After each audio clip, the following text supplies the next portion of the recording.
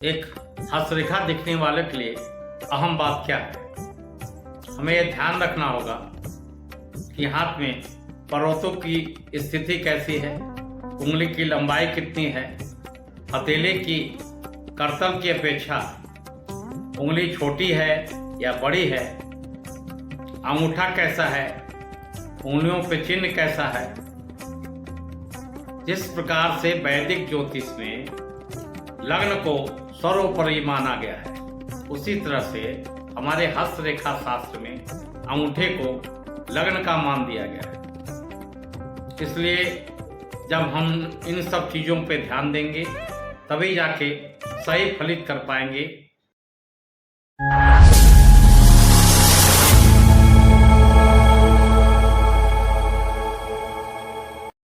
जय मां शारदा। मैं पंडित विनोद मिश्रा ज्योतिष और हस्तरेखा के इस कार्यक्रम में आपका स्वागत करता हूं। आज का विषय है हथेली में उंगलियों के प्रथम पर पे पाई जाने वाली निशान, जैसे शंख, चक्र, मेहराब आदि। हस्तरेखा में इन चिन्हों का बहुत महत्व है और अपराध शास्त्र में भी इनका बहुत बड़ा योगदान है और महत्व माना गया है। हम इस चिन्हों के माध्यम से किसी के चरित्र और उसके व्यक्तित्व को अच्छी तरह समझ सकते हैं और उसके मनोविज्ञान को अच्छी तरह से जान सकते हैं।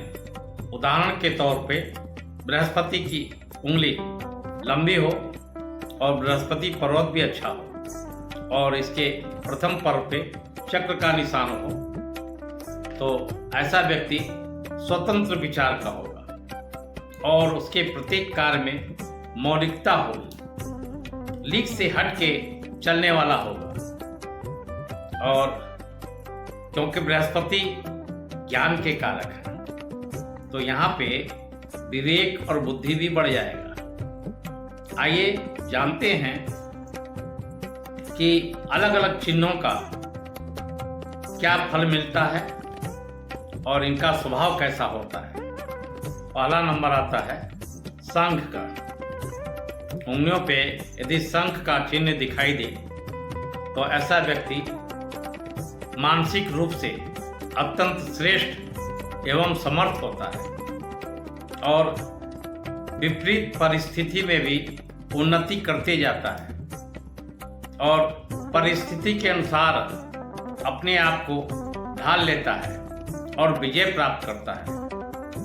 अपने प्रयत्न से जीवन में ये व्यक्ति सफल हो जाते हैं, परंतु वृद्धावस्था में ये हृदय रोग के शिकार हो जाते हैं। यहाँ पे यह ध्यान रखना आवश्यक है कि शंख एक उंगली में है या सभी उंगलियों पे है। अगर एक या दो उंगली पे है तो इसका प्रभाव जैसा हमने बताया वैसा नहीं होगा। अगर सभी उंगलियों पे है तो उसका प्रभाव उसी तरह से होगा जो हमने बताया है। किसी किसी हाथ में हमने देखा है कि शंख भी है, चक्र भी है, फिर शंख है, फिर चक्र है, तो वहाँ पे मिश्रित स्वभाव हो जाता है। तो जिस चिन्ह का बहुतायत होगा वैसा ही फल मानना चाहिए। दूसरा नंबर आता है तंबू का।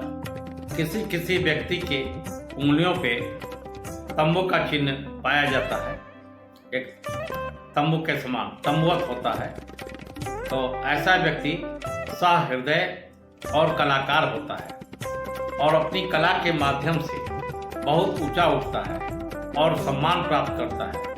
परंतु एक बात ये भी है कि बहुत भावुक होते हैं और इनके भावुकता का बहुत से लोग अनुचित लाभ उठा लेते हैं और इनका मानसिक संतुलन भी असंतुलित होता है, बैलेंस नहीं होता और इनका गृहस्थ जीवन कमजोर रहता है, वैवाहिक जीवन सुखी नहीं रहता है। तीसरा नंबर आता है चक्र का।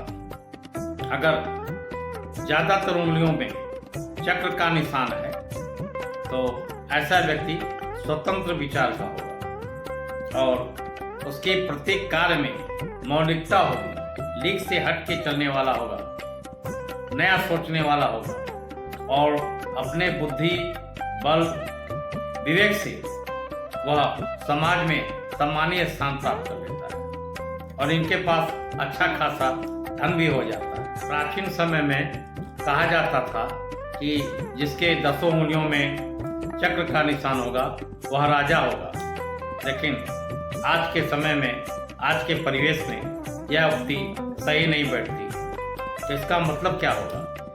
इसका मतलब यह होगा कि वह व्यक्ति जिसके 10 उंगलियों में चक्र का निशान है वह राजा के समान सुखी होगा, उसके पास धन होगा, उसके पास सम्मान होगा, नाम होगा और वह व्यक्ति बहुत प्रसिद्ध होगा। अगर 10 उंगली में से 8 उंगली में भी चक्र का निशान है और 2 उंगली में शंख का निशान है, तब भी वह व्यक्ति प्रसिद्ध होगा, इसमें कोई दो राय नहीं है। चौथा नंबर आता है मेहराब का। प्राचीन किलों में दरवाजों पे एक विशेष प्रकार की ऊपर में आकृति बनी होती थी, उसे मेहराब कहते हैं। अगर उंगलियों पे मेहराब का चिन्ह पाया जाता है तो इसका फल क्या होगा? तो ऐसा व्यक्ति आलसी होगा, शक्की होगा और संदेहशील प्रकृति का होगा। अपने आप पर खुद पे इसको भरोसा नहीं होता, ना किसी दूसरे पे भरोसा करता है और अपने आसपास भ्रम का वातावरण बनाए रखते हैं लोग।